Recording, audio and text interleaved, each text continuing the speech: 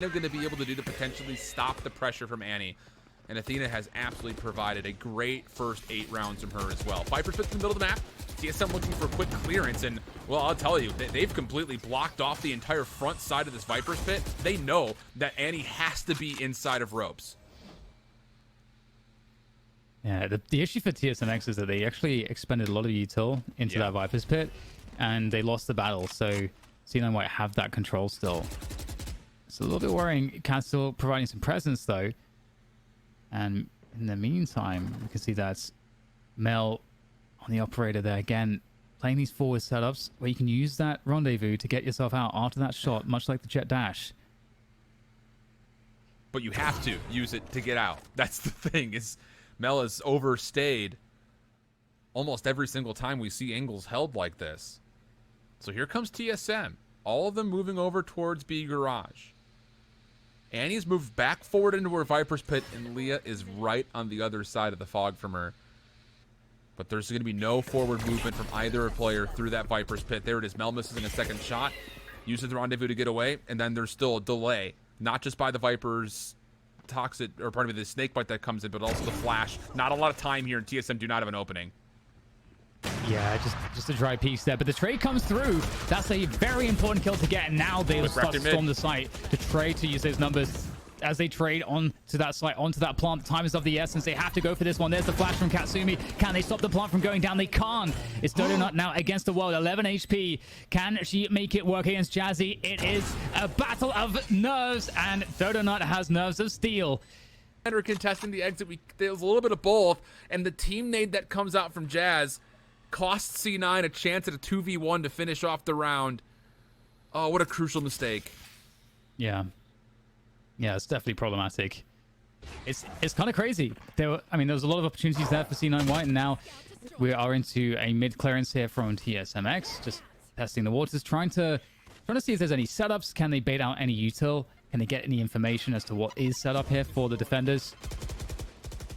Paint Shell's clearing things out slowly but surely. Trailblazer there in return to try to get some information. This is really interesting. TSM aren't going to know it, Dan, but they've got A if they want it. The defenders of C9 White are going to have to try to re-clear, but Mel's delayed peek, finding a first blood, now essentially isolates TSM in the middle of the map as the defenders that were pushed up towards A ramps have now made their way back safely into heaven. Yeah, so they have the info. They know what TSM's doing. They have to protect ropes towards A, and they have to, of course, protect the B site. Even if they know that B-Split is coming. 30 seconds now, so time is starting to get quite limited. Nice shot from Alexis. This could get awkward. Oh, it's looking like it's going to get very awkward here. Oh, wow, the headshots are raining on through, and C9 White winning a most unexpected thrifty. Going to be countered out of the tour de force by Donut, as that will be the immediate scope response that comes out for TSM. And this is quite precarious here. You know, there's a crossfire setup behind this wall, but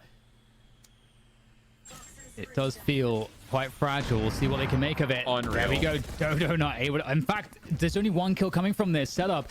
And so now TSMX, they know they've got the A site. They've got so much coverage too, very quickly. And the Viper's pit to boot.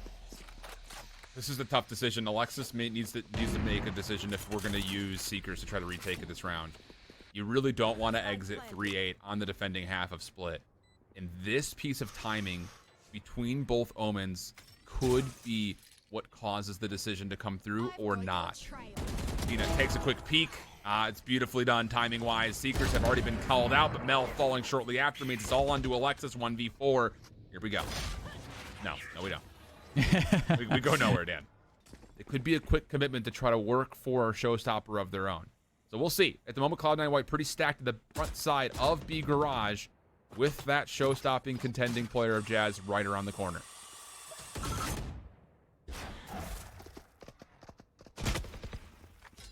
Some information towards B main, some contest there from TSMX. In the meantime, Dodo Knight also working towards A as well with that operator. Very dangerous. Yeah.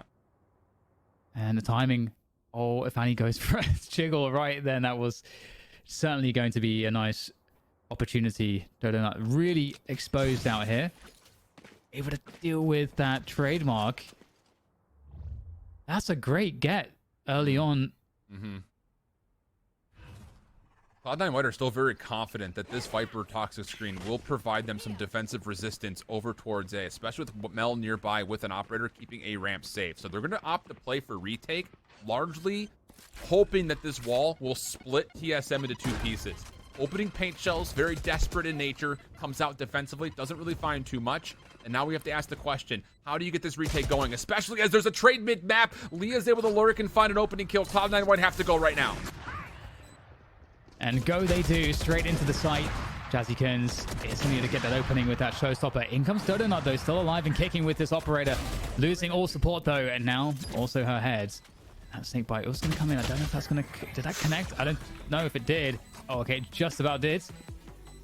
Not going to matter, though.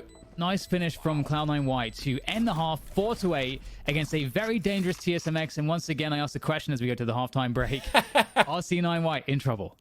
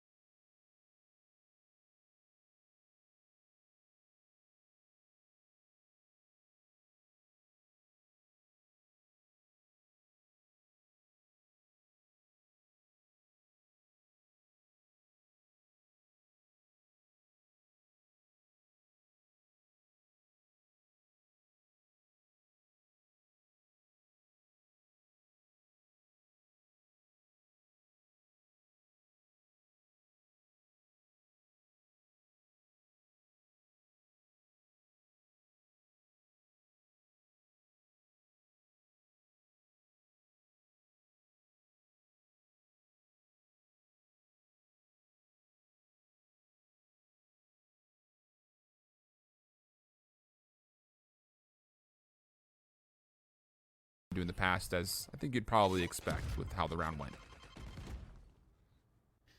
Now it's a case of figuring out what these pistols are doing for TSMX. Like, where are they? What are the setups looking like? You can see that there is some... There's a reactive setup there around Ramen. They're just all sitting there, like, looking for a mid push. Is anyone going to like try to lurk through that one way? They're on B main. Nothing doing so far, and eventually C9 White will have to make a move themselves, and Hydro gets caught and she gets both kills as a result. So big result and not too much left now. That's really impressive from Annie. Another situation where I think even still, if you're Cloud9, you're like 1 for 1 would be fine, but you get both. Paint shells tagging down Emily to a very critical state of HP, and then you read the last over the middle of the map. So Prime Gaming flawless for Cloud9 White. You expect them to, after the pistol take, the follow-up.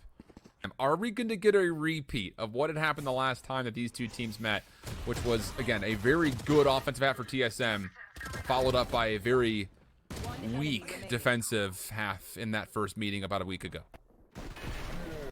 It's just unbelievable just how TSMX would be managing to kind of play from ahead. Of course, they have the advantage on weaponry right now. They've got those rifles. It's the bonus here for C9 White, so very important round for TSMX to win. Quick flash there, and a lot of noise detected towards that B main position.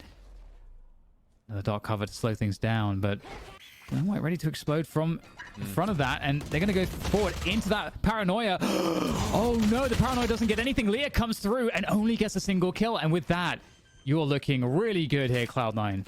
Well, the paranoia defensively looked like it connected at least on the two players, but I don't know if it was team shots or the one that was unaffected, able to capitalize on the kill before Theta could do too much with the effectiveness of the nearsightedness.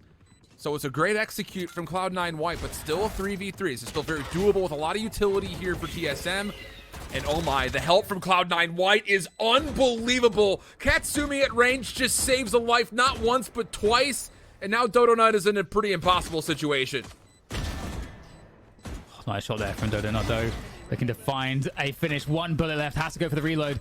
Not very much time left here. In fact, I don't think there's any time to go for this one, sadly, for Dodonut. But at least gets some damage in there. But with that said, it is the bonus round too. And TSM Oh, not able to carry the Unreal. rifle forward either. Yeah. Wow. What a turnaround. We almost were in a situation. We were looking down the potential of maybe a 10-2 defensive half for TSM. How are we almost at 8-8, Dan? This has been hard to put a thumb on. There's just so many good things for TSM. Even structurally, defensively here, like they've done well to know what Cloud9 White want to do, which is a lot of presence over through mid-map. They're trying to counter that. And as Donut throws a shoulder, this is so much information. Beautifully done. Huge first opening headshot. Now the hit through mid, but Mel is holding on! Mel for the triple! Unbelievable. TSM had so many more advantages still coming through, but Mel again a lifeline as Cloud9 carry a 3v2 over as they hit B.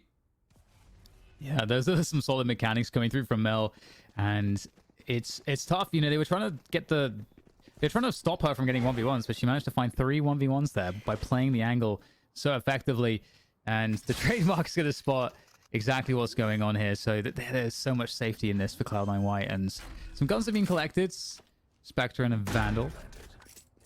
But again, you know, TSM on this map previously against Cloud9, it was the defensive side that was the struggle for them. That's when they couldn't really get any rounds strung together, and then ended up being their downfall after a 6-6 starting half.